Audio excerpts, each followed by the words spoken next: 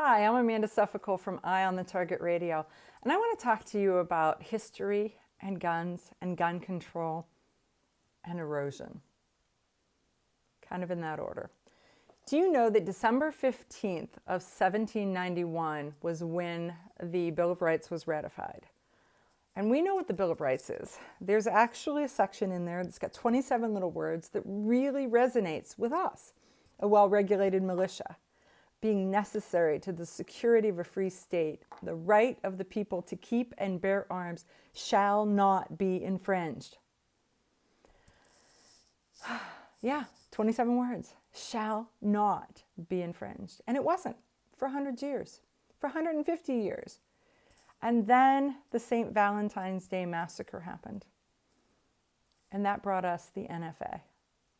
But here's the interesting part about the St. Valentine's Day Massacre when you really think about it. Law-abiding citizens have gun restrictions because criminals broke the law, took guns, murdered other criminals, and then made their escape in police cars that weren't theirs. So there was a law that was broken, and then the law that was broken, and then another law that was broken. And what did we get? We get gun control, gun restriction. Here's the piece that was written about the 1934 New Deal on crime. It says the fact that organized crime was able to easily obtain machine guns and use them to massacre 7 people linked public perception of criminals to the availability of firearms.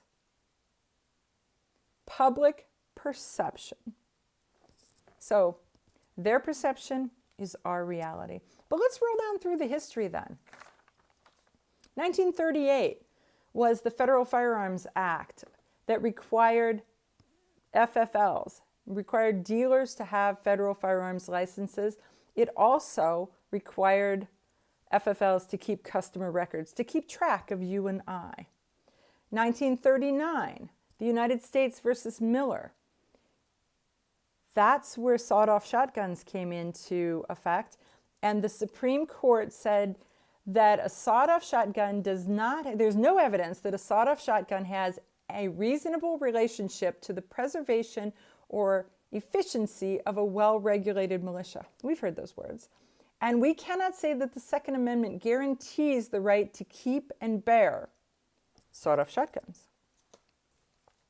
Then we fast forward to 1968. Following the assassinations of John F. Kennedy, Robert F. Kennedy, and Dr. Martin Luther King, President Lyndon B. Johnson pushed for the Gun Control Act of 1968 that repealed and replaced the FFA from 1939. It updated Title II of the NFA to fix some constitutional issues because there was some issues of it not being constitutional. And then it added the language about destructive devices. It also brought in the BATFE, right? All that. And it expanded the definition of a machine gun. It also introduced the words no sporting purpose. And we're going to hear that, and we're going to hear that, and we're going to hear that. They imposed age restrictions for the purchase of handguns to 21. They prohibited felons, mentally ill, and others from purchasing guns and required that all guns have serial numbers. That's what 1968 brought us. 1986 was the Firearms Owners Protection Act, and it enacted some protections, trying to do a stopgap, some protections prohibiting the National Registry of Dealer Records, so they can't track you, limiting ATF inspections to once a year, unless you have multiple infractions. And it softened the definition of engaged in the business. It also loosened regulations that were trying to be put in place on the sale and transfer of ammunition. The bill also expanded the ownership and transfer of machine guns made after May 19th of 1986. and redefined silencers so that silencers and parts intended to make silencers are in the silencer definition. 1993 is the Brady Handgun Violence Protection Act, named after James Brady. And this is a point I wanted to make. 1993, James Brady was shot in 1981. It took them 12 years to get the Brady Act going through. So 12 years. It was signed into law by President Clinton. So it was a law that was written that was waiting for someone to free it into the free-range world. 1994, we called it the Clinton gun ban. They called it the Violent Crime Control and Law Enforcement Act, signed by President Clinton in 1994.